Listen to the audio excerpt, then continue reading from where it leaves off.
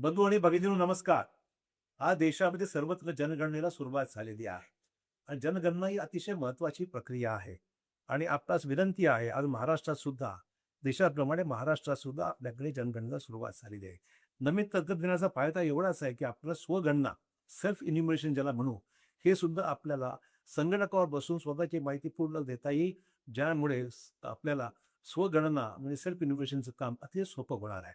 त्यामुळे जनगणनेमध्ये सहभागी व्हा. महाराष्ट्रामध्ये 1 मे ते 15 मे या कालावधीमध्ये आपल्याला स्वगणनाही करता येईल, किंबहुना आपल्याला जे अधिकारी आहेत त्यांच्याकडून सुद्धा भरून घेता येईल. ही प्रक्रिया करणं अगदी सोपं आहे.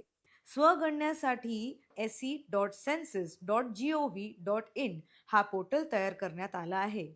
या पोर्टलची लिंक खाली कमेंट सेक्शनमध्ये सुद्धा आहे. या पोर्टलवर जाऊन तुम्ही तुमचा मोबाईल नंबर भरून एक OTP आपल्याला प्राप्त होईल.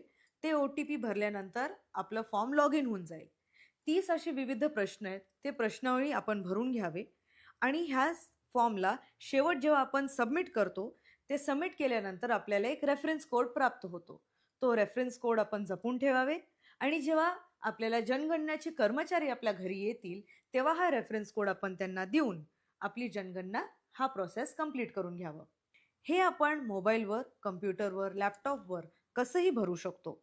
ही प्रक्रिया अतिशय सुरक्षित आहे. या फॉर्ममध्ये असे कोणतेही प्रश्न नाहीत जेणेकरून आपले बँकचे डिटेल्स किंवा आपले कुठले पर्सनल डिटेल्स डिस्क्लोज होतील. आपल्या सर्वांना विनंती आहे की डिजिटल जनगणनेमध्ये सहभागी व्हा. सेल्फ इन्युमरेशनच्या या माध्यमातून जनगणना आपली सहज करून घ्या आणि डिजिटल इन्युमरेशनला सहकार्य करा, जनगणनेला सहकार्य करा.